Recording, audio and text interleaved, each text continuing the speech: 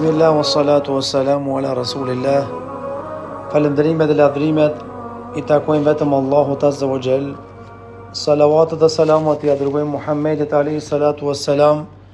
Paqja dhe mëshira Allahut Azza wa Jall qoftë mbi të, familjen e tij, shokët e tij sinqert besnikë dhe mbi të gjithë ata që e pasojnë deri ditën e gjykimit. Të nderuar agjërues dhe agjëruese, jemi në ligjëratën e radhës tek cikli ligjëratave emrat e bukur të Allahut Azza wa Jall. Jemi në emrin e radhës, konkretisht ligjëratën e 15 me radhë të këtij cikli, pasi që kemi përfunduar ditën e 15 të këtij muaji të bekuar të Ramazanit. Elusmi Allahun Azza wa Jall që Allahu na pranoi këtë gjysmë që ka kaluar, e të na forcoj gjysmën tjetër, që në gjysmën tjetër është dheshi i fundit i bekuar i këtij muaji. Jemi në emrin e radhës të Allahut Azza wa Jall, El-Wahhab, që do thotë dhuruesi i madh. Pra ndër emrat e bukur të Allahut Azza wa Jall është edhe emri Allahut El-Wahhab, dhuruesi. Është Allahu ai që krijesave të tij ju dhuron mirëqenie edhe mirësi të panumërta. Të nderuar agjërues dhe agjëruese, ky emër i bukur i Allahut Azza wa Jall, El-Wahhab, është sekur vetëm 3 herë në Kur'anin famlar. Është sekur në surën Ali Imran, në surën Sad, është sekur 2 herë. Tha Allahu Azza wa Jall në ajetin e 8 të surës Ali Imran: Rabbana la tuzigh qulubana ba'da idh hadaytana wa hab lana min ladunka rahmah innaka antal wahhab. Konkretisht Allahu cek një dua prej duave njerëzve të mirë, të cilët thojnë: O Zoti jon, mos lejo që zemrat tona të shmangen nga e vërteta, pasi na ke udhëzuar në rrugën e drejtë, dhe jepna mëshirë prej teje, vërtet je dhuruesi i madh. Ajeti i surës Sad, ajeti 9, tha Allahu Azza wa Jall: Ama indahum khazainu rahmati rabbika al-aziz al-wahhab. Amazvall ata kanë në dorë thesaret e mëshirës së Zotit tonë, i cili është i plot fuqishëm, i cili është dhurues. Në surën Sad po ashtu thot Allahu në ajetin 35: Qala rabbi ighfirli wa hab li mulkan la yanbaghi li ahadin min ba'di innaka antal wahhab. Bëri dua Sulejmani alayhis salam, tha: O Zoti jam, më fal dhe më dhuron një pushtet aq të madh, saqë të mos e ket atë pushtet askush pas meje. Me të vërtetë ti je dhurues i madh, ya Rabbul Alamin. Kuptimi gjuhësor i emrit të Allahut Azza wa Jall, El-Wahhab. Kanë thënë ulemaja, rrënja e emrit El-Wahhab kthehet tek fjala El-Wahbu, nga folja wahaba, yahbu wahban dhe hibatan. Kanë thënë dietarët, el-hibatu është dhurata pa asnjë kompenzim. Nëse dhuruesi jep shumë dhurata, quhet wahhab, do thotë jep shumë, dhuron shumë, por nuk kërkon kompenzim fare. I tillë është Allahu Azza wa Jall, sa dhuratët na ka dhuruar edhe s'ka kërkuar për neve kompenzim fare. Kuptimi i emrit të Allahut El-Wahhab në aspektin terminologjik islam, apo në aspektin e lartmadhërisë së Allahut Azza wa Jall, kanë thonë ulemaja është: Allahu është El-Wahhab, ai që u jep robëve të vet sukses dhe qëndrueshmërinë e fenë vet. Ju jep sukses me besu librin e Allahut dhe pejgamberin e Zotit. El-Wahhab kanë thonë ai që i jep krijesave të tij pasurinë, pushtetin edhe profecinë, kuj doje xhelle uala. El-Wahhab është dhurues ndaj atij që do. Çfarë do Allahu, në dorën e tij janë depot e çdo gjëje, dhe i hap këto depo ku i don Allahu Azza wa Jall. Gjithashtu kanë thënë ulemaja, El-Wahhab është ai që nga mirësia e tij u jep të tjerëve pa pasur obligim ndaj tyre që t'u jap diçka. Kanë thënë ulemaja gjithashtu, El-Wahhab është edhe ai që nga bujaria e tij jep pa kërkim shpërblimi.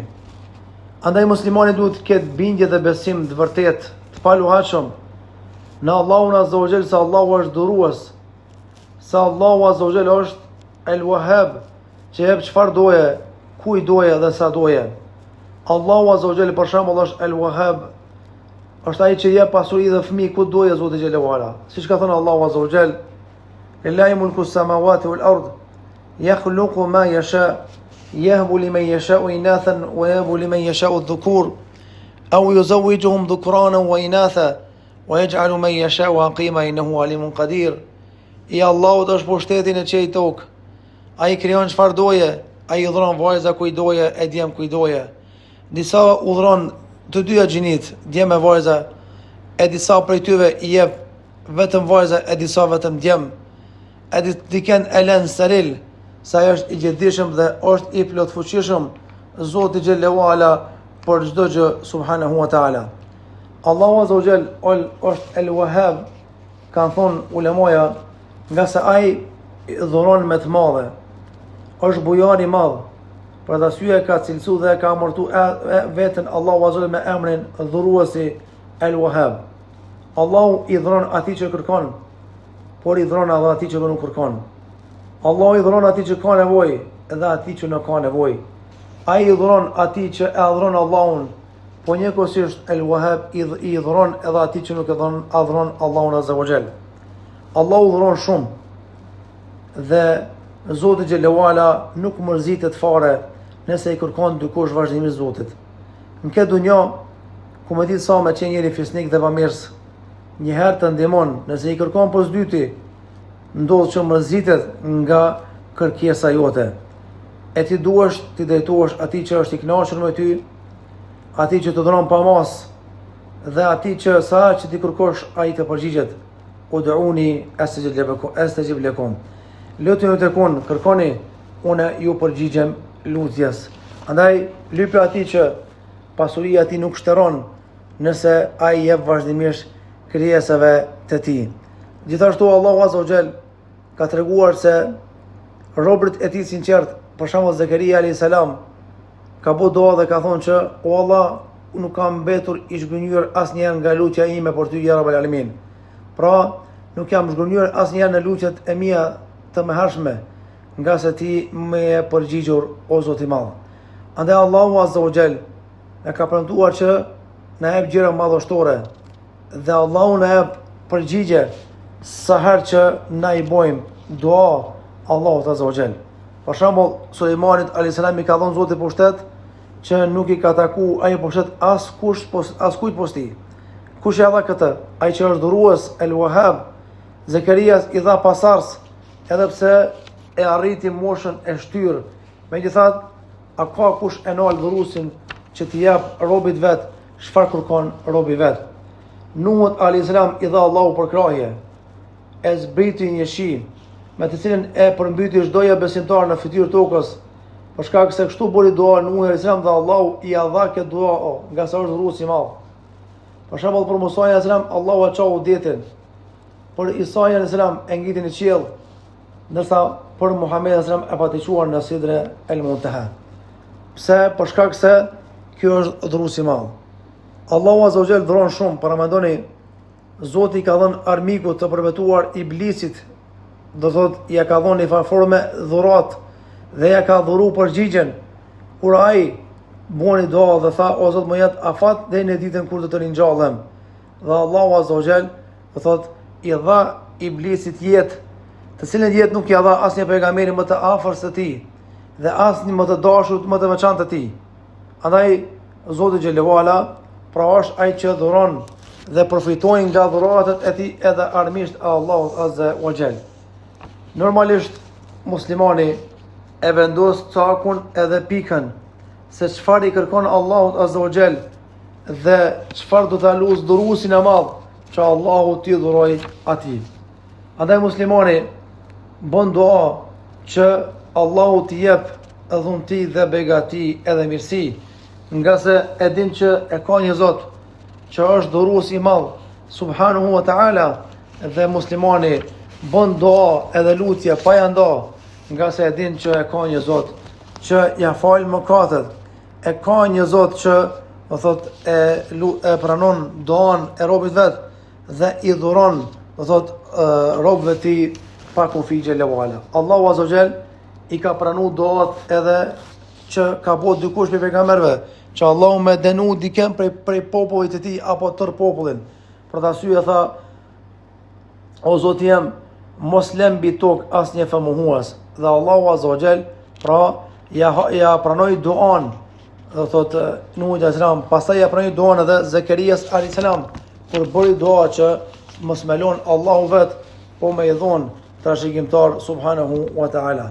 Andaj muslimani kur e kujton që e ka një Zot që i dhuron çfarë doje, ai bën dua dhe thot: "O Allah, dhuron fëmijë pasardhës të hajrit."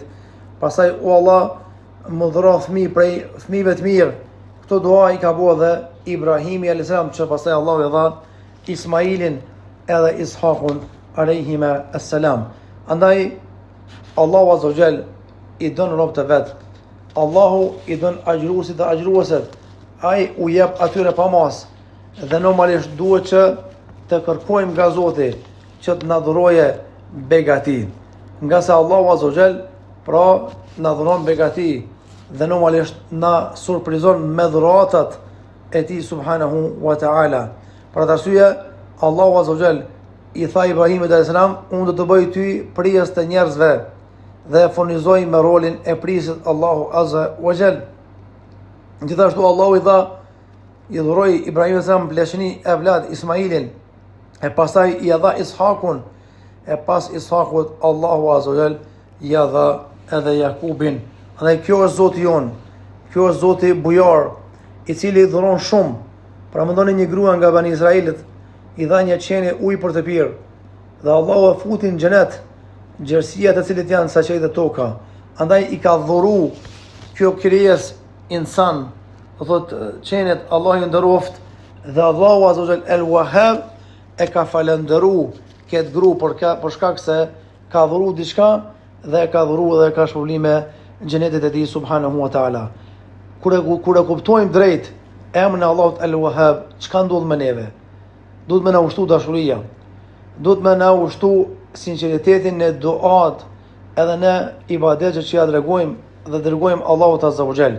Dhe normalisht duhet ta falenderojmë Allahun azza wa jall për dhuratat e shumta që na ka dhënë në këtë dunjë, qoftë dhuratën e besimit, qoftë edhe dhuratat e tjera.